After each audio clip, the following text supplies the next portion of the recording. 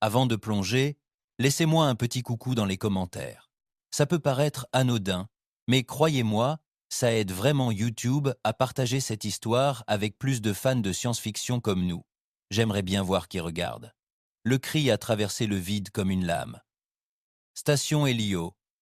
Nous sommes attaqués. Envoyez de l'aide. S'il vous plaît. Quelqu'un, s'il vous plaît. La transmission a atteint les réseaux civils sans filtre. Pas de cryptage, pas d'autorisation, juste une panique totale.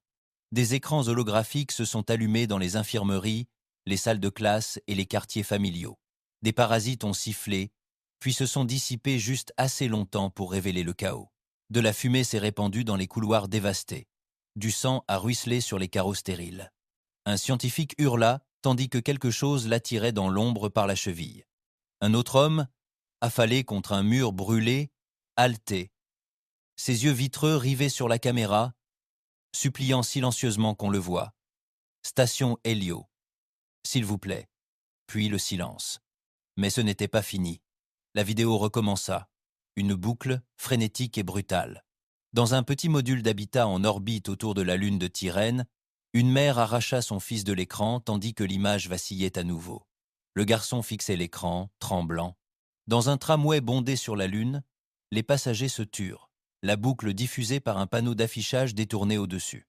Dans l'arrière-salle d'un hangar de maintenance en orbite terrestre basse, un homme laissa tomber sa clé tandis que les dernières images se figeaient. Une ombre, humanoïde, mais erronée, baignée de sang, ses yeux reflétant la lumière comme un animal. Derrière elle, des corps se balançaient doucement du plafond, empalés et suspendus comme des offrandes. À travers la galaxie, toutes les émissions étaient interrompues. Civiles, militaires, éducatives, de divertissement, toutes consumées par le même cri strident de ZT9. Dans la salle du Conseil galactique, au cœur de la citadelle flottante de l'Istalac, l'atmosphère était chargée de diplomatie stérile et d'indifférence. Des hologrammes scintillaient au-dessus d'une table d'obsidienne où 17 délégués, chacun représentant une espèce majeure de l'Alliance, étaient assis en silence, observant la transmission pour la 4e fois.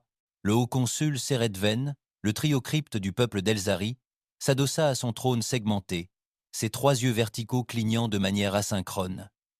Sa mâchoire allongée claqua une fois, puis 2 fois, puis il pressa une griffe translucide sur le pavé de commande, mettant fin à la boucle. ZT9 se trouve hors de la juridiction humaine, déclara-t-il d'une voix calme et fluide. Selon le protocole 12 de la charte, une intervention violerait la neutralité interstellaire. À sa droite, le général Roquenor des volants, un saurien à la mâchoire épaisse, aux écailles blindées et aux branchies bioluminescentes, dilatait ses narines. Les humains n'attendront pas. Ils le doivent, répondit Seredven. Ils ont signé le traité. Ils le doivent, répondit Seredven. Ils signèrent le traité. Les humains signent beaucoup de choses, murmura Zalat Moro. La forme vaporeuse d'un délégué traîne enfermé dans une combinaison étanche. C'est à les suivre qu'ils ont du mal. Il y eut un silence, puis un carillon. Le conseiller Edwin Park, seul humain dans la pièce, se raidit. Sa voix était sèche, neutre. L'Assemblée humaine suivra le protocole. Aucune action ne sera entreprise tant que l'autorisation ne sera pas accordée. C'est notre position officielle, siffla Ralknor entre ses dents. Et la position officieuse? Le regard de Park ne vacilla pas. Nous avons les mains liées. La salle s'assombrit. La conversation porta sur les perturbations commerciales, les conflits autour des racines d'étoiles. On ne parla plus d'Hélios. Dans la rangée d'observation, un assistant humain serra les dents. Il ne dit rien. Il se contenta de regarder l'écran s'éteindre, sachant exactement ce qui allait se passer. Mais au plus profond de la croûte glacée d'Ancella de V, enfouie dans une installation renforcée qu'aucune carte publique ne reconnaissait, une autre conversation eut lieu. La pièce était ronde, éclairée seulement par de faibles diodes rouges. Cette chaise faisait face à un piédestal singulier, où un homme vêtu d'un uniforme usé de la défense de la Terre unie se tenait silencieux, attendant. Il s'appelait le commandant Alden Strauss, retraité, oublié, et maintenant réactivé par nécessité. Devant lui se dressait une console renforcée, recouverte de poussière. Son écran était fissuré. Une clé physique, en titane, rayée par le temps, dépassait de la porte d'allumage. Il ne l'avait pas vu tourner depuis plus de 30 ans. Il l'inséra, tourna. Un clic sec résonna dans les ossatures d'acier de la base.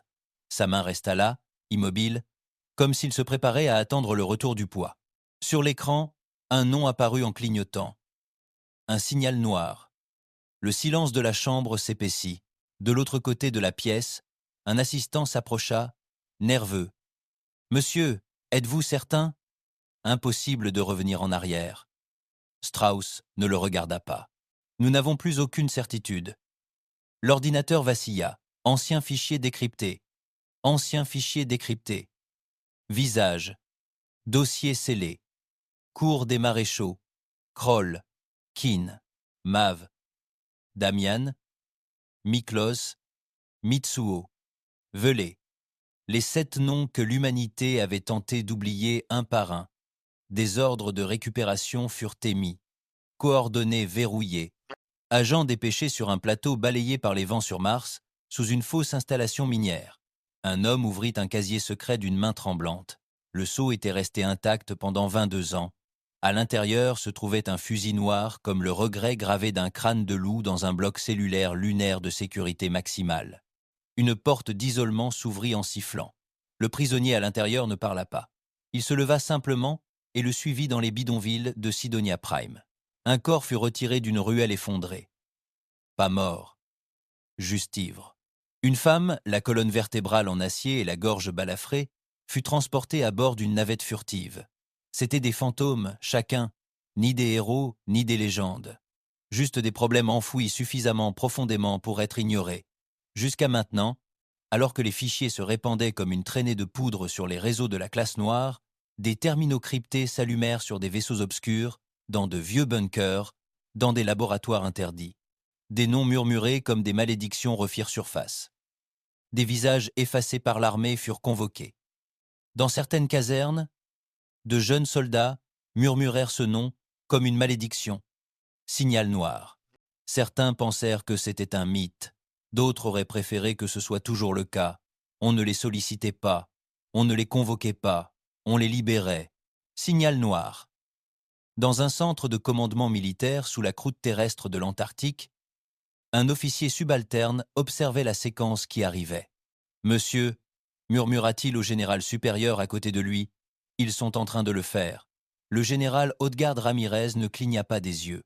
Il fixa simplement l'écran, la mâchoire serrée. « Que Dieu nous vienne en aide », murmura-t-il. « Ils ouvrent la cage. »« Nous », murmura-t-il. Ils ouvrent la cage. Sur Terre, sur Kepler 6, sur Titan, partout où la transmission était diffusée, les réseaux commençaient à s'effondrer sous le volume de trafic. L'image de la station Helios tournait désormais en boucle sur les réseaux sociaux galactiques, les forums militaires et les darknets cryptés. Dans les dortoirs, les enfants pleuraient et étaient réduits au silence. Dans les salles de briefing, les lieutenants observaient en silence. Dans les salles de guerre, les amiraux fixaient sans rien dire. Dans un bar du centre-ville d'Europe, un mécanicien à la retraite posa son verre. La boucle tournait au-dessus du comptoir. Son regard suivit à nouveau la silhouette ombragée, celle aux yeux d'animal réfléchissant. « J'ai déjà vu ce regard », murmura-t-il. À côté de lui, une jeune femme se pencha. « Qu'est-ce qui se passe ?» Il ne répondit pas. Sur l'Istalac, le conseil se réunit en secret. « C'est ce qui nous préoccupe », dit Seredven en regardant la vidéo restaurée de l'ombre s'approchant de la caméra. « Vous avez peur de ce qui a attaqué Helios ?» demanda la conseillère Nanjuk des Océries, sa forme gélatineuse palpitant d'inquiétude. « Non », répondit le consul d'Elzari d'un ton neutre. « J'ai peur de ce que l'humanité s'apprête à envoyer, » grogna Ralknor. « Et s'ils réussissent ?» Seratven ne répondit pas tout de suite. Il se contenta de repasser l'image, celle du scientifique traîné en hurlant, puis il éteignit l'écran. « Si nous laissons les humains gérer ça, dit-il doucement, ils s'en sortiront à leur façon. » Une autre voix, celle du délégué du quadrant Ygrin, une créature de membre et d'acier, retentit d'une voix métallique et rauque. C'est pourquoi il est si dangereux de les laisser partir. Sous eux tous, à travers les lunes fracturées du système solaire, le signal noir s'agita. Des noms murmurèrent, des yeux s'ouvrirent, des armes surgirent de la poussière. Et loin derrière eux, seul dans l'obscurité, Hélios attendait, sanglant, silencieux, à l'écoute. Une porte d'acier s'ouvrit en sifflant dans le ventre sombre de la prison d'Andros, les barres lumineuses du couloir vacillant, tandis que le courant était redirigé vers une récupération imprévue. Dans la cellule 921, Damien se tenait pieds nus sur le sol froid, le dos tourné au bruit. Sa cellule était nue, dénuée de tout confort et de toute couleur. Juste un banc en béton, des cicatrices sur les murs et un unique morceau de plastique carbonisé incrusté dans son avant-bras, les restes fondus d'une gâchette qu'il avait refusé de lâcher. Les gardes ne parlèrent pas. Il n'en avait pas besoin. Celui de gauche lui tendit un sac de sport, noir, de série, sans un signe. Damien se retourna. Un œil était voilé. Une rupture due à une ancienne explosion l'avait rendu pâle. Sur son cou, à peine visible sous sa barbe de 3 jours, une marque de brûlure irrégulière en forme de main d'enfant. Il ne salua pas. Il ne posa pas de questions. Il se contenta de suivre. À 3 secteurs de là, dans les profondeurs de la zone d'exclusion aérienne de Kepler Prime, Mitsuo était en plein combat lorsque le rappel arriva. Son adversaire, un bagarreur à VIX aux bras comme des lances et au visage de chitine luisant, s'effondra, suffocant à cause d'un poumon éclaté. Mitsuo ne baissa pas les yeux. Son épaule gauche portait un tatouage solaire d'un noir profond, à l'encre décolorée par le temps, déchiré par un vieux coup de lame qui n'avait jamais vraiment cicatrisé. Le message clignota sur le datapad qu'on lui tendait à travers les barreaux de la cage. Réactivation. Signal noir. Noir. Aucune réponse requise. Il marqua une seule pause, juste le temps de glisser une main sur son cou, là où son compteur de victimes était tatoué en chiffres rouges nets. 81. Pas d'unité, pas de patch, juste des chiffres dans les ruines de l'avant-poste Hélium 6. Maeve se réveilla au bruit des bottes. Elle dormait derrière la coque d'une navette renversée, un couteau serré sous ses côtes. Sa voix était rauque lorsqu'elle se leva. « Comment diable m'as-tu retrouvé ?» Le soldat ne dit rien, se contentant de lui tendre une mallette noire scellée. Elle l'ouvrit. À l'intérieur, soigneusement enroulée comme un animal venimeux, se trouvait sa vieille armure, rayée, soudée par endroits. Le plastron contenait encore une balle logée là où se trouvait son cœur, laissée là exprès. Maeve resta silencieuse pendant 10 bonnes secondes. Puis elle referma la valise d'un coup sec. « Je vous avais dit que j'en avais fini. Je ne suis pas venu pour demander, » dit le soldat. Elle le fixa du regard, puis ramassa la valise. Bien sûr que non. À la raffinerie et de Titan, un homme en recycleur retira son masque de soudeur et leva les yeux tandis qu'un vaisseau de largage fendait les nuages de méthane. Miklos plissa les yeux en voyant la lumière clignotante. Il n'avait plus servi dans l'armée depuis des années, pas depuis la brèche de la colonie Vecta. Il portait encore le bracelet fabriqué à partir des boulons du conduit d'aération qui s'était effondré. Il portait 4 marques de comptage gravées dans l'acier, 4 membres d'équipage qu'il avait enfermés derrière une porte pour sauver les autres. Il resta là, immobile, tandis que le vaisseau accostait, sans poser de questions, sans sourire, se contentant de monter à bord, les mains encore couvertes de graisse. Il demanda, ne sourit pas, monta simplement à bord, les mains encore couvertes de graisse. Dans les montagnes des Andes, une femme descendit d'un hélicoptère. Elle boitait, sa cicatrice à la gorge se tordant tandis qu'elle parlait. « Où sont les autres ?»« Ils arrivent, » répondit l'homme qui l'accueillit. Kroll attendait déjà au hangar.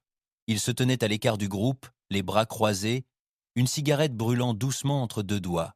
Sur son dos se trouvait un vieux fusil à pompe, méconnaissable. Sur le bord de la crosse, 11 noms avaient été griffonnés, puis barrés, chacun d'une écriture différente. Son regard croisa celui de Maeve de l'autre côté du hangar. « Tu boites, » dit-il. Elle lui adressa un demi-sourire qui ne la toucha pas du regard. « Tu es toujours en vie. On est tous les deux perdants. On est tous les deux perdants. » La tension monta. Pas une étincelle, pas un cri. Juste ce silence voilé. Le genre de silence qui ne se forme qu'entre 2 personnes qui ont saigné ensemble, puis ont été trahies. Dans le coin le plus éloigné, Kin arriva en retard, escorté de 2 hommes qui gardaient leurs mains près de leurs armes. Il avait l'air différent, plus mince, pâle, les mains tremblant légèrement, comme si elles étaient glacées, même dans l'espace chauffé. Sur sa tempe se trouvait un implant en chrome poli, le même qui avait surchargé lors de l'incident de Kassari et grillé la moitié de son réseau neuronal. Son regard scrutait trop vite, Trop souvent. Il ne regardait pas les gens. Il regardait les sorties. Toutes les quelques secondes, ses doigts frémissaient comme s'il cherchait un clavier qui n'était pas là. « Tu as réussi » murmura Miklos. Keane hocha la tête. « Tu n'avais nulle part où aller. Et pourtant, tu as toujours l'air de vouloir partir » dit Velay en surgissant de derrière l'une des vieilles caisses de la taille d'un V. Il avança silencieusement, comme toujours. Grand, bien taillé, avec un écusson cousu sur la manche gauche de sa veste. Un insigne d'hôpital de campagne en lambeaux, brûlé, fondu sur le bord. Ses plaques d'identité tintaient doucement à chaque pas. Mais au lieu de son nom, elle portait un seul mot. « Excusez. Tu es le mieux placé pour parler », rétorqua Keane. « Tu croyais être devenu prêtre, ou quelque chose comme ça ?»« J'ai essayé, » répondit Velay. « Je n'ai pas compris. » Avant que les mots ne puissent se tordre davantage, un bourdonnement sourd résonna dans le hangar. Les lumières du plafond passèrent au rouge. D'un portique au 2e étage, le commandant Alden Strauss apparut, flanqué de 2 gardes en armure lourde. Il ne parla pas immédiatement, se contentant de les observer. « Vous n'avez pas été convoqué, » dit-il. « Vous avez été libéré. » Personne ne répondit. Strauss descendit l'escalier lentement, marche par marche. « Vous n'êtes pas ici en tant que soldat. Vous n'êtes pas ici en tant que représentant de la Terre, de ses colonies ou de ses bannières. Vous êtes ici parce que ce qui vous attend à la station Ilios ne répond pas à la diplomatie. Il ne reconnaît pas les traités, et le Conseil n'agira pas, car ils craignent que s'ils laissent l'humanité libre, il les désigna d'un geste. Voilà ce qu'ils reçoivent. » Il s'arrêta devant eux. Il les regarda un par un. Sa voix baissa. « Vous êtes les seuls humains capables d'affronter ce qui se passe dans cette station, non pas parce que vous êtes disciplinés, ni parce que vous êtes stables, mais parce que vous êtes exactement ce qu'ils cherchaient à déterminer. » Keane tressaillit. « Vous voulez dire des monstres. Je veux dire des survivants. » Strauss se tourna pour partir. La voix de Maeve l'arrêta. « Vous avez un plan, commandant ?»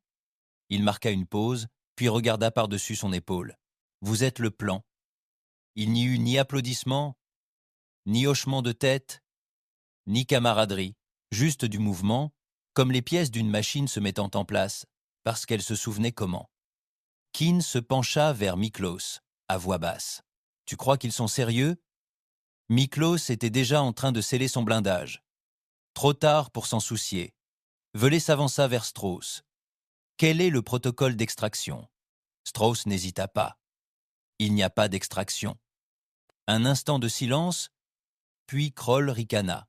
« Enfin, c'est honnête. » Ils s'apprêtèrent à s'équiper. Miklos ajusta les noyaux des détonateurs. Maeve vérifia le verrouillage des lames. Mitsuo resta silencieux, les yeux déjà clos dans une brève méditation. Damien prit son casque en dernier, passant une main sur la plaque frontale, là où quelqu'un avait gravé le mot « Jamas » au-dessus de la visière. Seul Velez hésita. La main sur le loquet de son étui, il jeta un regard en arrière, vers le hangar, vers le monde extérieur, puis vers les autres, tueurs, fantômes, fragments, et pourtant toujours les siens. Puis il la referma. « J'ai encore une dette envers quelqu'un, » dit-il. De l'autre côté, Kroll murmura. « Nous en avons tous une. » Dans le silence qui suivit, Strauss s'éloigna et murmura à son assistant. « Lance-les, silence, brûle les disques. » Ce sont encore des fantômes. L'assistant hésita un instant de trop avant d'acquiescer. Même lui ne voulait pas en savoir plus.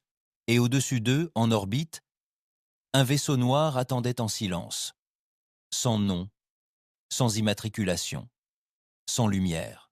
Juste un couloir d'acier froid, prêt à transporter les 7 qui n'auraient jamais dû revenir, et qui, cette fois, n'étaient pas censés revenir. Le hangar tremblait, à peine, tandis que les propulseurs tournaient en silence. Le départ n'était pas annoncé. Il était présumé. Les pinces d'amarrage se relâchèrent avec un léger gémissement, tandis que le vaisseau furtif pivotait lentement vers l'approche finale. Pas de lumière, pas de transmission, juste la masse et l'intention se déplaçant dans le vide. À l'intérieur du transport, le silence régnait comme du givre. Maeve attacha sa dernière plaque de cuisse sans lever les yeux. Face à elle, Keane ajustait le calibrage sur son repose-poignet, les doigts légèrement crispés. Miklos vérifia un paquet de charges comprimées, les doigts légèrement crispés. Miklos vérifia un paquet de charges comprimées, fredonnant dans sa barbe.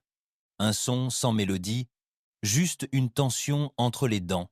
Damien resta immobile, son casque sur les genoux, scrutant le groupe de son œil valide, froid et indéchiffrable. Mitsuo était assis en tailleur près de la cloison, les doigts serrés dans une méditation immobile. Kroll, debout, s'appuyait contre le mur du fond, fumant sans demander la permission. Velay nettoyait le boîtier de son fusil d'un geste bref et précis, ses plaques d'identité dissimulées sous son col. « Tu es toujours aussi bavard avant d'aller en enfer ?» demanda sèchement Maeve à voix basse. Kroll expira la fumée par le nez. « Je ne gaspille pas mon souffle avec des fantômes. Tu vas tout gâcher à hurler alors, » marmonna Keane. Personne ne rit. Depuis le cockpit, la voix du pilote grésilla dans le système de communication interne. Atterrissage dans 60°16. Pas de balayage de surface, pas de balises, pas de grille de défense automatisée. Il fait nuit. La voix de Strauss intervint une seconde plus tard, distante et plate. Tu arrives, tu repars. S'il reste quelque chose à parcourir. Le vaisseau frémit lorsque les pinces magnétiques s'enclenchèrent contre l'anneau d'amarrage de la station Hélios. Un dernier sifflement. La pression s'égalisa. L'écoutille extérieure s'ouvrit en spirale. Aucun bienvenu. Aucun bruit. Juste la bouche noire de la station qui s'ouvrait devant eux. Ils entrèrent. Le premier couloir était presque intact. L'éclairage vacillait à des rythmes irréguliers et une bande rouge d'urgence pulsait tous les quelques mètres. Les murs étaient propres, mais trop silencieux, trop intacts, puis la première porte s'ouvrit. L'odeur frappa comme un mur. Cuivre. Ozone. Quelque chose de sucré et de pourri. Le couloir au-delà semblait avoir été écorché. Panneaux déchirés. Conduits suspendus. Murs éclaboussés de noir. Le sang couvrait le sol. Trop pour un combat normal. Kroll avança le premier. Fusil à pompe levée, balayant les angles. Un dessin d'enfant était scotché au mur près de l'entrée. Un bonhomme allumette en blouse blanche tenait la main d'un extraterrestre vert surmonté de cœurs. La moitié inférieure était déchirée, maculée de matière brune et s'écaillant. Ils s'enfoncèrent plus profondément. L'artère principale se divisait en trois, chaque passage étant également ravagé. Miklos bifurqua à gauche, marquant le couloir pour un placement ultérieur d'explosifs.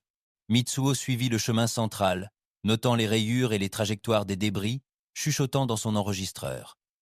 Maeve, Keane et Kroll remontèrent l'axe central.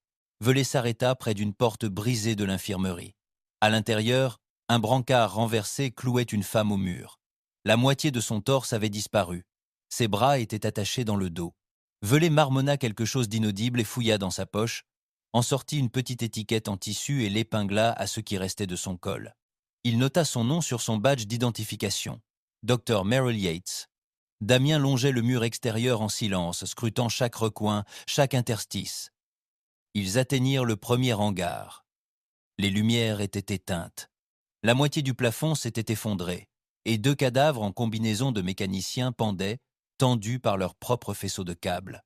Le plafond s'était effondré, et 2 cadavres en combinaison de mécaniciens pendaient, tendus par leurs propres faisceaux de câbles. L'un avait perdu la mâchoire. L'autre serrait un bloc de données qui clignotait encore en rouge. Évacuation en cours. Interrompue. Keane s'agenouilla près d'une console. Ceci devrait être le relais principal. Je vais essayer de réveiller le système. Il connecta son bloc. Des étincelles jaillirent, des parasites, puis un scintillement.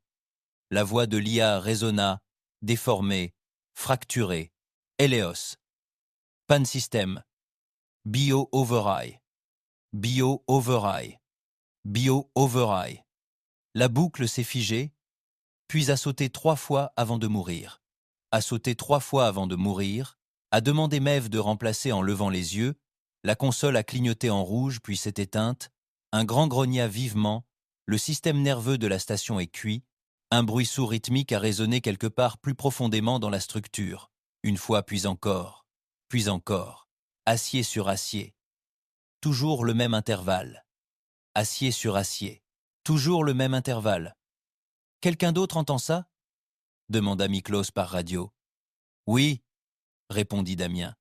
Ça n'a pas cessé depuis l'atterrissage. Mitsuo ajouta doucement. Ce n'est pas aléatoire. Il n'expliqua pas. Ils avaient tous entendu des tambours comme ça, mais jamais aussi loin de la civilisation. Le rythme est faux, dit-il presque pour lui-même. Trop lent pour intimider, trop régulier pour alarmer. Il ouvrit un œil. C'est un appel. Le couloir suivant était pire. La moitié s'était effondrée. Des empreintes de mains maculées de sang menaient aux bouches d'aération, puis à l'extérieur. Les impacts de balles le long du mur montraient des signes de tir de panique, erratiques et sauvages. Ils trouvèrent le premier survivant près du centre de la chambre cryogénique. Un homme d'une cinquantaine d'années, vêtu d'une demi-uniforme de laboratoire, le visage couvert de sang et de suie. Ses yeux étaient fermés et brûlés. Sa respiration était saccadée. Une main était toujours enroulée autour d'un stylet cassé, l'autre tressaillant au moindre bruit. Mev s'avança. Il tressaillit au bruit de ses bottes, puis, sans lever la tête, il s'exclama « Il ne voulait pas… de prisonnier ». Keane s'accroupit. Que voulait-il? L'homme tourna légèrement la tête vers le bruit, mais ses yeux restèrent aveugles. Ils veulent tuer. Son corps trembla une fois, puis s'affaissa. Vel vérifia son pouls. Rien. Personne ne parla. Ils poursuivirent leur route. Dans un couloir d'accès secondaire, Miklos s'arrêta et força un panneau de jonction. La porte derrière lui portait des marques de griffes profondément gravées, comme si quelque chose avait essayé de sortir. Il posa un fil-piège et une charge explosive à moitié chargée. « Si nous devons battre en retraite, murmura-t-il, nous gagnons du temps. » Plus loin, un petit coin salon. Une table contenait encore 5 tasses à café. L'une était brisée. Une autre avait du rouge à lèvres sur le bord. À côté, un projecteur portable clignotait faiblement. Une baleine étoilée dansante, la boucle brisée, s'agitait sans cesse. Velay l'éteignit. Quoi qu'il se soit passé ici, dit Mev, c'était rapide. La voix de Damien résonna dans le communicateur. 4 corps dans les dortoirs de l'équipage. Pas de victimes nettes. Déchirés. Des morceaux manquants. Des traces de l'ennemi? Demanda Kroll. Pas encore. Ou peut être qu'on les a déjà dépassés? Dit Mitsuo, les yeux rivés sur les traces au sol. Il ne laisse pas d'éclaireur. Il laisse des avertissements. Le couloir menant à l'accès secondaire au réacteur était déformé, tordu par la chaleur interne. Des cicatrices de brûlure s'étiraient au plafond, et quelque chose y était écrit avec du sang séché. Nous ne partirons pas. Keane se tenait en dessous. Une écriture étrange pour un avis d'évacuation, dit-il. Le bruit sourd continua. Métal contre métal. Même rythme, même ton, plus proche. Un murmure dans le noir, à peine audible. Une respiration. L'équipe marqua une pause. Tous les angles sécurisés, chaque homme à sa place, immobile. Ce bruit. Derrière eux, une grille d'aération claqua. Pas fort, juste assez pour être entendu. Les lumières du couloir vacillèrent, puis se figèrent, et Hélios expira, comme si quelque chose sous l'acier s'était mis à écouter. Kroll enjamba une barricade brisée et se figea. Devant lui, dans un étroit couloir maculé de sang séché, un groupe de petites silhouettes se dispersa dans l'ombre, rapide, de taille humaine, mais agité d'une urgence animale. L'un d'eux se retourna, à peine une silhouette, juste assez longtemps pour distinguer la forme d'une arme dans leurs mains. C'était un tuyau, ou un morceau de fusil, mal tenu comme une massue. Il leva son fusil à moitié, puis s'arrêta. C'était un enfant, les yeux écarquillés, à moitié peint en rouge. La poitrine se soulevait trop vite. Les bras maigres tremblaient sous le poids de l'arme improvisée. Derrière l'enfant, une autre silhouette plus petite était accroupie dans l'obscurité, serrant un tissu. Peut être une couverture. Peut être un frère ou une sœur. Kroll ne respirait pas. Il ne clignait pas des yeux. Son doigt frémissait sur la gâchette. Puis il recula. Derrière lui, Mev le rejoignit, les yeux plissés par la stupeur de l'enfant. « Qu'est-ce qui se passe ?» Il ne répondit pas, mais le couloir était déjà vide. Les enfants avaient disparu. L'équipe se regroupa au fond du couloir. Le bruit du métal contre le métal ne s'était pas arrêté. Il avait changé, plus aigu, plus proche, intermittent, avec quelque chose de plus humide en dessous. Des chants, pas des mots, des sons de gorge et de dents. Ils émergèrent dans une salle autrefois utilisée pour le contrôle atmosphérique. Aujourd'hui un sanctuaire de guerre. Des symboles rouges étaient peints en cercle sur les murs, superposant des schémas de système et des tableaux de ventilation. Des ossements, humains, extraterrestres et non identifiables, pendaient du plafond tels des carillons rituels, oscillant dans l'air vicié. Du sang avait séché en couches successives, et au fond, un conduit d'aération pulsait de lumière. Il y avait quelque chose derrière. Observateur. Krull fut le premier à parler. La voix neutre. Ce n'était pas de la vengeance. Mitsuo se tenait près d'un mur, les yeux rivés sur un glyphe griffonné de sang et de cendres. On aurait dit une flèche aux mâchoires ouvertes, mi-œuvre d'art, mi-menace. Sa voix se brisa à peine dans un murmure. C'était à eux avant d'être à nous. Kin se dirigea vers un terminal à moitié fonctionnel et tenta de réactiver une superposition de cartes. L'écran cligna une fois, se déforma, puis montra une grille de la station, dont les sections étaient surlignées non pas en rouge, mais en motif orange inhabituel. Il plissa les yeux. Ils ont réorienté l'architecture. Ces symboles correspondent au cheminement de l'énergie. Ils utilisent les murs. Du plus profond de l'intérieur, les champs surgirent. Puis le premier d'entre eux chargea. Sorti d'un couloir latéral, pieds nus claquant sur le métal, une vague de silhouettes s'avança en trombe. Humanoïdes, mais tordus, leur corps maculé de sang, leurs muscles denses, étendus. Leur peau était grise, craquelée par endroits comme brûlée, ornée d'os liés par du fil de fer ou des tendons. Certains avaient les yeux cousus avec du fil grossier, d'autres avaient la bouche plus large, maintenue ouverte par des crochets enfoncés dans leurs joues. D'autres avaient la bouche plus grande ouverte, maintenue ouverte par des crochets plantés dans leurs joues. Ils portaient des débris d'armure volée, fusion de technologies humaines et extraterrestres avec du cuir, de l'écorce et du métal. Des boucliers en plaques de réacteurs, des lances ornées de forêts chirurgicaux, reconvertis. L'un d'eux portait ce qui ressemblait à la moitié inférieure du torse d'un marine, creusé et usé comme un trophée de guerre. Ils ne crièrent pas en attaquant, ils chantèrent. La mélodie était rauque, rythmée, portée plus par la poitrine que par la gorge. Un rythme de sacrifice croissant. Kroll tira le premier. L'explosion dispersa deux d'entre eux, projetant chair et os contre le mur du couloir. Un autre bondit par-dessus les corps et le percuta du poids d'un taureau qui chargeait. Ils heurtèrent violemment le sol. Le tribal lui hurla au visage, le souffle court, les yeux écarquillés, puis il saisit la gorge de Kroll avec ses ongles pointus. Kroll enfonça son avant-bras sous le menton, coinça le canon sous la mâchoire et appuya sur la détente. La tête explosa, mais deux autres approchaient déjà. Maeve lança une bombe sphérique dans le couloir. Elle siffla une fois, puis explosa dans une explosion de gaz neurotoxique, fine, presque invisible. L'espace d'une seconde, la charge sembla se dissiper. Puis le premier tribal fonça droit dans le nuage et continua sa course. Sa peau se mit à boursoufler, ses yeux se crevèrent, mais il ne s'arrêta pas. Un autre suivit, puis un troisième. Deux autres s'effondrèrent en hurlant. Le troisième émergea du gaz, la chair fondante, et s'accrocha à l'épaule de Maeve avec ses dents noircies. Elle le poignarda 3 fois avant qu'il ne lâche prise. Kin se baissa contre un panneau latéral, tandis que deux autres tribaux le chargeaient. Il arracha un terminal mural et le balança comme une plaque d'acier. Le choc s'abattit sur lui avec un craquement, étourdissant le premier suffisamment longtemps pour que Kin puisse lui enfoncer le conduit sous tension dans la poitrine. L'électricité monta en flèche. Le tribal convulsa, les yeux révulsés, de la fumée s'échappant de ses côtes. Le second hurla, un ululement qui résonna dans le couloir, et fonça droit dans le même conduit. Tous deux s'effondrèrent. « C'est nouveau » marmonna Kin, haletant. Un rugissement retentit derrière lui. Miklos fit exploser l'une des charges de fuite.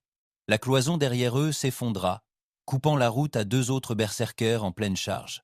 Leurs corps s'écrasèrent dans les décombres, un bras s'agitant à travers les débris avant de s'immobiliser. Franchissant le couloir, Miklos cria, recalculant son repli. Damien s'élança d'un flanc, 2 lames à la main, abattant un éclaireur qui avait réussi à contourner la ligne de front. Lames en main, il abattait un éclaireur qui avait réussi à contourner la ligne de front. Son corps se mouvait comme une machine. Chaque coup était mesuré, définitif. Il en repoussa un dans les gaz et se retourna sans le regarder mourir. Mitsuo se tenait immobile au milieu du chaos, ses doigts parcourant l'air tel un chef d'orchestre. Il ne se battait pas, il observait, mesurait, il bouge par battement, dit-il à voix haute. Un rythme de 4 temps. Pied gauche en avant, épaules inclinées. Chaque charge se termine par un pivot.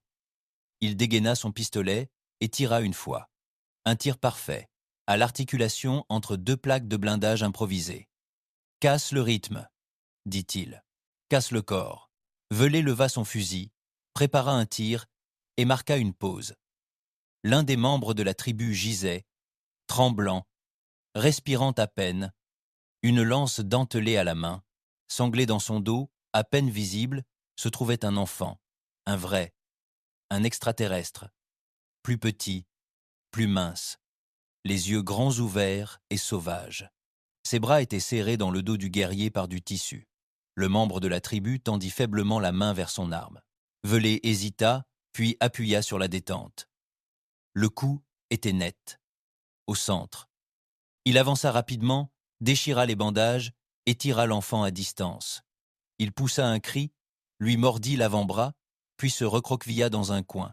Il ne s'enfuit pas. Il fixa simplement. Kroll se pencha, fusil levé, mais vit l'enfant et s'arrêta. Velay hocha brusquement la tête.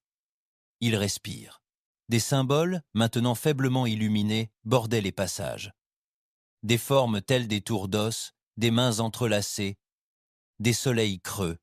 Quelqu'un avait pris la carte d'Hélios et l'avait recouverte de religion. Maeve ralentit à un carrefour. Sa main glissa sur un symbole peint de sang, une spirale de lignes irrégulières. Elle ne parla pas, fixant simplement un instant de trop. Keane passa derrière elle, les yeux plissés. Quelque chose n'allait pas, elle ne répondit pas, mais ses doigts tremblèrent lorsqu'elle baissa la main. Les chants revinrent, s'enfaiblirent, les poursuivant. La guerre n'était pas finie, elle n'avait même pas commencé.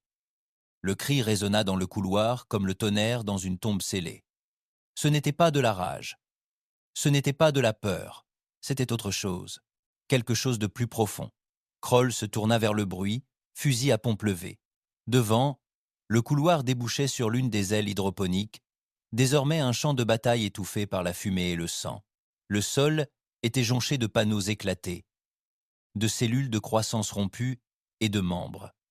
Des dizaines de silhouettes s'élançaient dans la brume, leurs pieds martelant le métal avec un rythme parfait.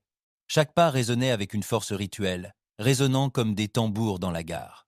La horde avançait, chantant, psalmodiant dans une langue faite de souffle et d'os, le torse nu, peint de traînées noires et rouges.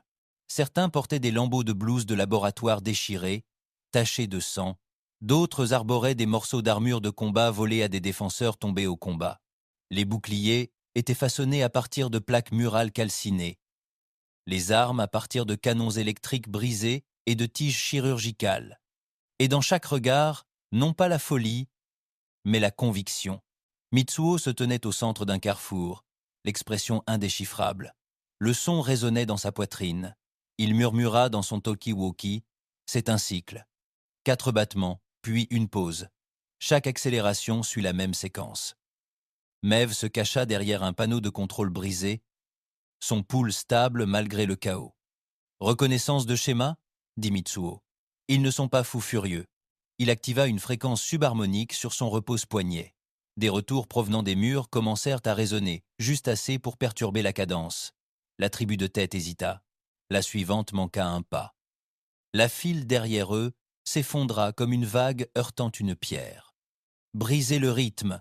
murmura Mitsuo. « Détruisez le rituel !» L'équipe réagit instantanément. Kroll s'avança et tira. L'explosion transperça 2 torses, projetant os et poumons par un conduit percé. Un troisième le frappa violemment, le griffant et le mordant. Kroll grogna, lui enfonça son coude dans le visage, puis enfonça son couteau sous la mâchoire, le tordant jusqu'à ce qu'il cesse de se débattre.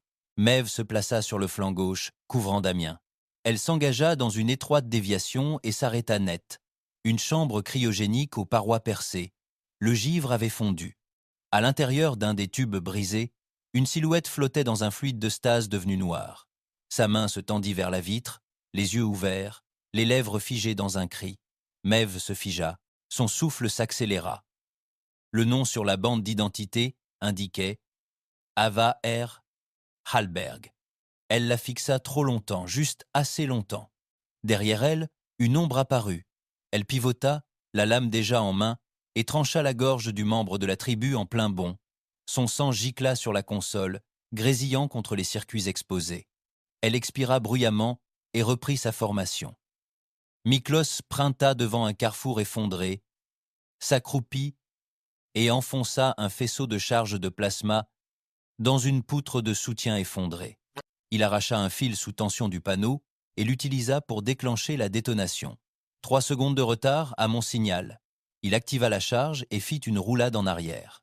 L'explosion fit s'effondrer une partie du plafond, écrasant 4 ennemis venant en sens inverse sous une pluie d'acier. Damien se glissa entre 2 colonnes, silencieux comme un souffle. Une patrouille approchait, un trio de tribots armés de lances improvisées et de boucliers de récupération. Ils ne le virent pas. Le temps qu'ils s'en rendent compte, il était trop tard. L'un d'eux perdit la gorge. Un autre tomba, une lame dans la colonne vertébrale. Le dernier se retourna juste à temps pour apercevoir les yeux de Damien, avant que la lame ne lui transperce la poitrine. Velay s'avança avec les autres, scrutant l'horizon, puis il les vit. 3 enfants, pas plus de 10 ans, debout près d'un nœud de réacteur, chacun tenant un outil, comme s'il s'agissait d'une arme. L'un agrippa un morceau de barre d'armature déchiquetée, l'autre un écran de scanner brisé. Ils n'avancèrent pas, ils restèrent là, tremblants, mais imperturbables. Maeve tourna au coin d'une rue et faillit tirer, mais Kroll se plaça devant elle et tira dans le plafond. L'écho força les enfants à se disperser dans les conduits d'aération. Maeve cligna des yeux. « Merci », dit-elle, le souffle coupé. Mais quelque chose bougea derrière elle. Un adulte tribal, peint en cramoisi, brandit un couperet improvisé à partir d'une lame de réacteur. Velay tira une fois. Le coup transperça la colonne vertébrale de l'ennemi, le laissant tomber sans un mot. Il s'avança et se plaça entre Maeve et le corps. Aucun des deux ne dit un mot. Quelques minutes plus tard, l'équipe avançait à travers une aile cargo effondrée. Miklos traça un nouveau chemin. Velay hésita, puis s'interrompit. « Je vais prendre le couloir de droite, dit-il dans les communications. »« Ce n'est pas le chemin, » répondit Keane. « Alors, mets la carte à jour, » répondit Velay. Maeve croisa son regard, mais ne l'arrêta pas. Il disparut au fond du couloir. En 5 minutes, il en tua 7. Pas proprement, pas à distance. Il utilisa les poings, lame, coude, coup de tête. Lorsque l'équipe le rattrapa, ils le trouvèrent appuyé contre une porte scellée, haletant, le visage maculé de sang. Un cadavre gisait à ses pieds, cloué au sol par un couteau. Il leva les yeux vers Maeve. « Ai-je payé assez cher ?» Elle ne répondit pas. Elle n'avait pas à le faire. Keane tourna au coin de la rue derrière eux, puis se figea. Il fixa le mur du fond. Des rangées de fauteuils médicaux bordés de dispositifs de contention, des diagnostics maculés de sang, des instruments de torture fabriqués à partir d'instruments chirurgicaux, des dents humaines enfoncées dans le sol. Des flux audio circulaient en boucle depuis un terminal fissuré. Keane s'agenouilla. Ses pupilles se dilatèrent. La pièce se brouilla. Il entendit des cris, mais ils étaient à l'intérieur de son crâne. Des visages, des fils, une voix d'enfant répétant « S'il vous plaît », un scalpel descendant au ralenti. Des échos qui n'étaient pas des souvenirs. C'étaient des enregistrements reproduits par ses propres implants, des fragments stockés, issus de ses propres banques neuronales, des échos de l'incident de Kessari, réveillés par les fréquences rebondissant sur les murs. Il pressa ses mains contre ses tempes, haletant. « Sortez-le !» ordonna Maeve. Miklos tira Keane en arrière. L'homme se débattit une fois, puis s'immobilisa. Au-dessus d'eux, quelque part, le chant revint. Faible, mais présent. Le bruit de la guerre ne s'arrêtait pas. Loin de la Terre, à la surface de la Lune, une salle de commandement observait le bruit parasite. Le général Phil Morgan se tenait debout, les bras croisés, le visage pâle. Un technicien à proximité ajustait à nouveau le signal d'entrée. « Toujours fragmenté », dit-il. « Il y a une interférence à la source. » Morgan ne répondit pas. Une autre voix, derrière un bureau sécurisé. « On envoie une unité secondaire ?» La mâchoire de Morgan se crispa. « Non. » L'assistant hésita. « Monsieur ?» Morgan expira. Ils sont déjà dans le feu. Personne d'autre ne se brûle. Silence. De retour sur Hélios, l'équipe repartit. Plus de stratégie, plus de bavardage, juste de l'acier, et le son des tambours. La première image revint, statique, granuleuse, incomplète mais réelle. Un couloir baigné d'une lumière rouge d'urgence. Du sang, de la fumée, des cris, un corps s'écrasant contre un panneau de ventilation. Puis le flux s'affina. La station Hélios était de nouveau active. Sur Terre, en orbite, dans les colonies et les villages périphériques, les écrans vacillaient. Dans les bunkers de commandement, les salles de classe, les cantines, les salles de rédaction, le signal revint un à un.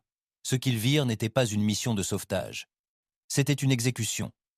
Un enfant s'arrêta à mi-chemin dans un couloir d'école, les yeux fixés sur un écran holographique.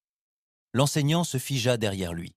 Sur l'écran, une silhouette humanoïde hurlait de douleur, son torse se fendant sous l'effet d'une explosion. Ses membres virevoltèrent hors du champ.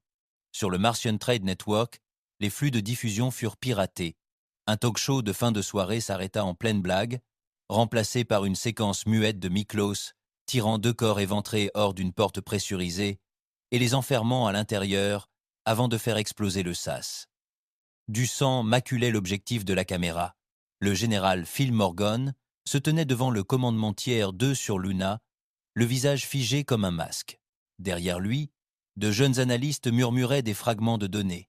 « C'est en direct », murmura l'un d'eux. « Pas de cryptage », ajouta un autre. Phil ne scia pas, laisse-le jouer. Au cœur d'Hélios, Maeve boitait vers le cœur du réacteur. Sa manche gauche était trempée de sang. Une blessure de lame, un peu plus tôt, avait été ignorée. Elle ouvrit un panneau de contrôle et accéda aux lignes de suppression d'oxygène. La commande manuelle échoua. Elle regarda Miklos, qui lui lança un bâton d'arc chargé d'étincelles. Elle l'enfonça dans le nœud. L'alimentation rompue le captura. Un sifflement, puis une inflammation. Un feu bleu éclata dans le secteur. Des tribots furent surpris en plein vol, leurs cris instantanément réduits en fumée. L'un d'eux se tourna vers elle tandis que les flammes le consumaient, les bras levés non pas en signe de défense, mais de louange. Le feu atteignit le plafond, fit fondre 2 niveaux et coupa les lumières dans tout un quadrant. Sur Kepler 4, une famille était assise en silence autour du dîner. L'écran clignotait au-dessus de la table. Une adolescente laissa tomber sa fourchette. Le père tendit lentement la main pour couper le son, puis s'arrêta. Ils observèrent. Dans le vide sanitaire gelé derrière le secteur G, Miklos démonta un mur de maintenance, exposant des tuyaux de refroidissement et de vieux revêtements de structure. Il découpa une entretoise de support, fixa un capteur d'impact et plaça un noyau de fragmentation à l'intérieur d'une entretoise réassemblée. Il murmura à personne. « Voyons si ta garde est comme un éclat d'obus. » Il recula de 10 pas, le regard perçant, attendant. Un groupe de 6 tribots arriva au coin de la rue. Ils coururent, la poitrine nue, maculée de cendres et de sang. L'un portait une cage thoracique humaine sur ses épaules comme une armure. Un autre tenait une jambe coupée en guise de gourdin. Le premier déclencha le rayon. Le couloir explosa. Os, métal, chair. Il pleuvait pendant quelques secondes. Sur une base d'entraînement naval au-dessus d'Europe, les cadets fixaient le flux vidéo sur le mur principal. L'un d'eux murmura « Sont-ce vraiment des humains ?» L'instructeur, un marine à la retraite nommé Klaus, resta silencieux. Il avait servi avec Keane. Il continuait simplement à observer. Keane se tenait à l'intérieur du cœur du système cryogénique, le visage ruisselant de sueur. Il se déplaçait comme un possédé. Des fils arrachaient des murs, des panneaux détournés. Un tribal l'attaqua. Keane ne leva même pas une arme. Il envoya un nœud de contrôle au visage de la silhouette et continua son travail. Il redirigea les protocoles de refroidissement par 6 puits ouverts. Les lumières passèrent au bleu. Les bouches d'aération s'ouvrirent. Et le givre recouvrit le sol. Derrière les murs, des ennemis hurlèrent, la peau couverte d'ampoules. Les os craquèrent tandis que des dizaines d'entre eux se figèrent en plein mouvement. Certains bougeaient encore, à peine. Keane en saisit un à la gorge et le plaqua contre une cloison jusqu'à ce qu'il se brise. Ses mains étaient bleues. Il s'en fichait. Depuis l'orbite, un satellite de diffusion capta l'instant dans son intégralité. Les images furent rediffusées sur 3 systèmes de l'Alliance. Aucun commentaire. Juste de l'action. Dans la salle du conseil de l'Istalag, les délégués restèrent assis en silence, tandis que les images affluaient. Le haut consul Seretven regarda Maeve s'extirper du couloir en feu et rejoindre son équipe. Il murmura « Pas des soldats, des armes avec des remords, et pourtant, il gagne. » Le conseiller Zalat Moro scintillait sous sa combinaison de confinement, une vapeur tourbillonnant avec anxiété. Combien de temps encore allons-nous laisser cela brûler? Personne ne répondit. Aux abords du secteur J, les tribus scandaient des slogans en chargeant. Une vague de bruit et de chair. Certains couraient, des têtes coupées sur des lances. D'autres arboraient les visages de marines tombés au combat, cousus au leur. L'un d'eux n'avait pas de bras, seulement des couteaux attachés à ses épaules. Ils se déplaçaient comme des offrandes. Velay prit position près d'une cage d'escalier effondrée. Il ne visait pas le centre de gravité. Il visait les articulations, le cou, les artères. Chaque tir comptait. Damien se tenait près d'une porte blindée entr'ouverte, attendant. Lorsque les tribus atteignirent le point d'étranglement, il lança une charge électrique qui fit chuter le plafond de 2 mètres. Le couloir se rétrécit en un entonnoir. Il entra, une lame dans chaque main. 2 entrèrent. Aucun ne sortit. La vidéo capta tous les angles. Dans un studio d'information sur Terre, le présentateur lança son texte. Aucun mot ne suivit. Juste une transmission en direct. Dans une salle de guerre enfouie sous les Andes, le général Phil Morgan regarda Keane s'agenouiller au-dessus d'un corps gelé et lui enfoncer un pied de biche dans la poitrine jusqu'à ce qu'il cesse de trembler. Un assistant derrière lui parla, presque pour lui-même. Il continue. Les yeux de Morgan se plissèrent. Il serra le poing, puis sourit. Bien. Ailleurs dans la salle, l'amiral Grant, commandant de la flotte terrestre de l'anneau extérieur, se pencha.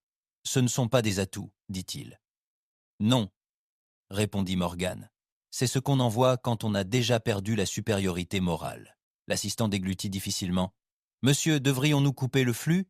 Morgan ne se retourna même pas, qu'il regarde.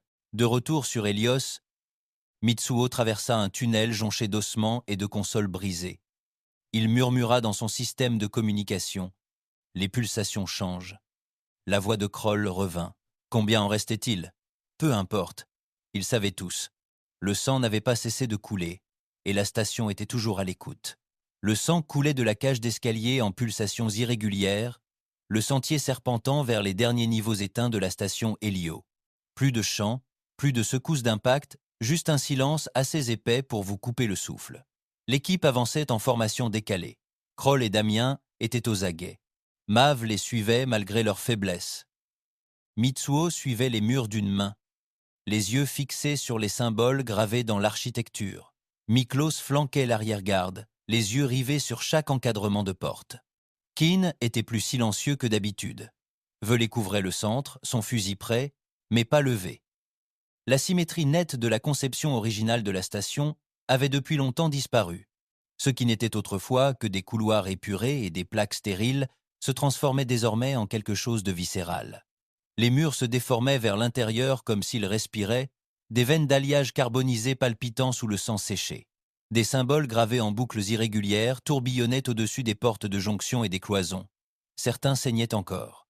À mesure qu'ils descendaient, des corps s'alignaient sur les côtés, telles des offrandes abandonnées, ni entières, ni fraîches.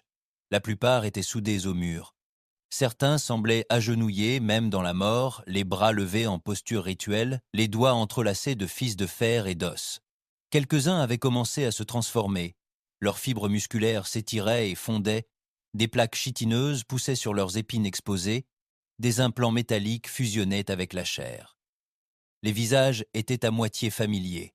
« Ils sont en train de muter », murmura Maeve. « Non », corrigea Mitsuo en s'arrêtant près d'un cadavre à moitié formé, encastré dans le sol. Il s'agenouilla, la tête penchée. On les traite. Il désigna la jonction spinale où une série de neuroplugs avait été insérés de force dans l'os. La peau environnante pulsait faiblement. « Ce n'est pas la mort, » dit-il. « C'est une conversion. » Un long silence. Puis il ajouta, clinique et détaché. « Pas une secte. Un utérus. » Keane déglutit difficilement. Damien fit un geste vers l'avant, plus un mot. L'air changea d'abord. Épais, humide, chargé de cuivre et d'huile.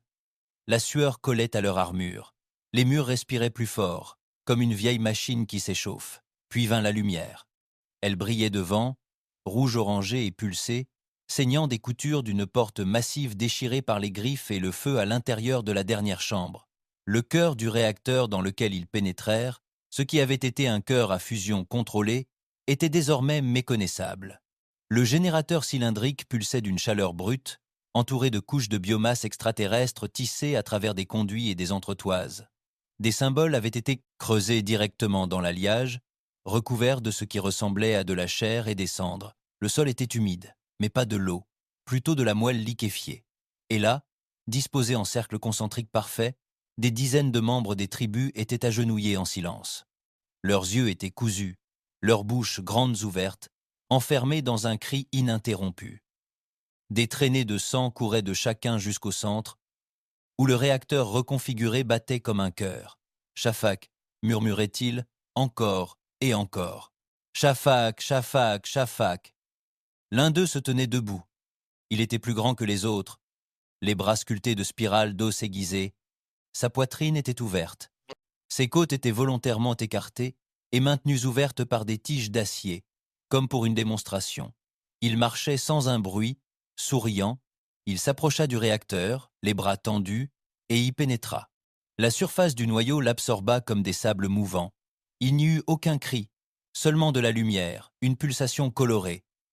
Son corps se liquéfia en quelques secondes. Ses os craquèrent et disparurent. Le murmure s'amplifia. Un autre tribal se leva. Puis un autre. Un par un, ils entrèrent dans le réacteur. Un par un, ils furent consumés. À chaque fois, le réacteur brillait plus intensément, plus intensément. Le bourdonnement monta en intensité. Maeve recula en titubant. Mais qu'est-ce qu'on regarde? Miklos était accroupi près de l'entrée, près d'un membre de la tribu tombé au combat, étudiant les marques sur le corps. Il toucha les implants fusionnés, de la technologie humaine, des numéros de série de la Terre. Ils nous ont exploités, dit-il, pas pour des trophées. Il leva les yeux. Ils construisent quelque chose, et la matière première, c'est nous. Mitsuo hocha lentement la tête. Transcendance inversée. Quoi? Aboya Kroll. La voix de Mitsuo resta posée. Il ne cherche pas à s'élever. Il cherche à descendre. Fusionner la divinité dans la chair, pas à évoluer. Fusionner. Un autre tribal entra dans le réacteur. Pas à évoluer. Fusionner. Un autre tribal entra dans le réacteur. Mais celui-ci ne se dissout pas immédiatement. Il hurla, non pas de douleur, mais d'extase. Ses membres se tordirent, sa colonne vertébrale s'allongea, sa peau se décolla et fusionna avec la couche externe du noyau. Ses yeux éclatèrent, sa chair bouillonna, et tandis que son crâne s'ouvrait, une seconde voix, plus grave, plus complexe, résonna dans le réacteur. Un son qui n'était pas produit par des poumons. D'autres tribus suivirent, frénétiques désormais, se bousculant pour être les suivantes. Certains rampèrent, d'autres traînèrent leurs membres mutilés. Leur joie était radieuse. « Reculez !» grogna Damien. Mais personne ne bougea. Le réacteur se mit à pulser violemment, puis quelque chose surgit. Non pas du réacteur, mais de l'intérieur. Une forme, d'abord une main, massive, charnue, semblable à un bras, mais mal articulée, s'étirant vers l'extérieur comme si elle forçait son ascension. Puis une épaule. Puis un visage, ou plutôt un groupe de visages. Des dizaines, fusionnés, hurlant silencieusement. Certains étaient humains, d'autres non. La voix de Mitsuo se réduisit à un murmure. « Tuez-le maintenant, ou nous ne le ferons jamais. » Mais le signal noir resta figé, observant ce qui ne devrait pas être. La naissance d'un dieu qui n'appartenait pas à la race humaine. La chambre trembla tandis que la chose commençait à s'élever. Du centre du réacteur corrompu, il s'éleva. D'abord une épaule, puis un torse composé de muscles fusionnés avec un blindage et des membres qui n'étaient pas les siens. La chair était imprégnée d'une substance plus sombre que le sang. Des visages apparurent et disparurent à sa surface. Certains hurlaient, d'autres souriaient. Certains étaient humains, d'autres non. Les murs gémirent sous sa poussée, le sol se déformant sous son poids. Kroll s'avança instinctivement, fusil levé, mais ne tira pas. Le colosse se stabilisa sur des bras déformés, chacun de la taille d'une poutre de soutien de couloir, les jambes tordues, non pas comme un bipède, mais comme un entre-deux entre un homme et un totem. Il n'était pas complètement formé. Il n'était pas destiné à être. Il était en train de naître. Maeve recula, son arme tremblante dans sa main. Keen, les yeux écarquillés, murmura d'une voix caverneuse. Ils ne veulent pas seulement gagner. Ils veulent qu'on se souvienne d'eux. Kroll ne quitta pas la chose des yeux. Il cracha une fois par terre. Ils veulent être des dieux, sur nos os. Plus d'analyse, plus de révérence. Il se tourna vers les autres. Bougez. L'équipe sortit de sa paralysie. Miklos, déjà à mi-chemin du mur sud, ouvrit son sac d'explosifs et en sortit une charge thermique creuse de la taille de son avant-bras. Des ancrages muraux ici et là, dit-il à Maeve évelée. Court-circuiter le fusible. Il va suivre le mouvement. On l'a entendu. Velay ne dit rien. Hocha simplement la tête. Il sortit une attache de son gilet et commença à marteler le point de fixation dans un cadre porteur. Maeve se mit en position en boitant, le sang coulant derrière elle, tandis qu'elle amorçait une bombe à plasma sous un conduit d'aération défaillant. À l'autre bout, Mitsuo leva les yeux de la masse pulsée et parla d'une voix égale. Masse centrale. Faites-la suivre la perturbation. Elle se déplacera vers la menace. Yakin activa le nœud local, réactivant la pression de l'aération et déclenchant un signal aléatoire dans la grille du haut-parleur. La tête de la créature se brisa sur le côté, si tant est qu'on puisse appeler ça une tête. On aurait dit un amas de nerfs aux mâchoires fracturées et aux langues recousues. Kroll leva son fusil à dispersion et tira une fois dans le conduit d'aération supérieur. Le colosse bougea. Il fit un pas, sans marcher, mais déplaça son poids et le sol s'effondra sous ses pieds. Il traînait une jambe fondue en avant, écrasant les restes de ceux qui s'étaient offerts à lui. Chaque mouvement était suivi d'une ondulation dans la biomasse, comme si la station elle-même réagissait à son mouvement. « Vas-y fort », grogna Kroll. Keen et Mitsuo se dirigèrent vers la gauche, tirant des décharges de suppression dans les étages supérieurs de la chambre. Le bruit fit se retourner violemment la créature vers eux, entraînant sa masse avec elle dans un frottement grinçant. La voix de Maeve interrompit les communications. « Les explosifs sont prêts ?» Miklos vérifia son détonateur. « Prêt. » Kroll et Keen remontèrent l'allée centrale, Mitsuo restant juste assez en retrait pour synchroniser ses tirs entre leurs volets. Chaque coup tiré touchait le colosse, mais rien ne le pénétrait. Sa chair absorbait l'impact comme s'il avait été conçu pour se moquer de la physique. Il continuait d'avancer, mais il suivait. Miklos sortit un deuxième détonateur, synchronisa les signaux et le tendit à Velay. « Tu es en redondance. »« Je ne raterai pas, » dit Velay. Damien prit position dans le couloir et, le chemin menant à leur voie d'exfiltration. Damien prit position dans le couloir et, le chemin menant à leur voie d'exfiltration. Il resta immobile, lames au fourreau, fusil à la main. « Si quelque chose nous échappe, dit Kroll, lâchez-le. Je serai le dernier, répondit Damien. Personne ne protesta. Le colosse se cabra à l'approche de la première ligne de charge, ses nombreuses bouches s'ouvrant simultanément. Les voix qui s'élevaient n'étaient pas des cris, c'étaient des noms, des désignations de signaux noirs, des agents morts, des disparus. Les doigts de Kroll se crispèrent sur la détente. Miklos aboya. Ils rompirent la formation et reculèrent en courant. Le colossus bondit, si l'on peut appeler cela un mouvement, et sa masse passa directement au-dessus de la zone de destruction. Si l'on pouvait appeler ainsi un tel mouvement, sa masse passa directement au-dessus de la zone de destruction. Miklos appuya sur l'interrupteur. La chambre explosa.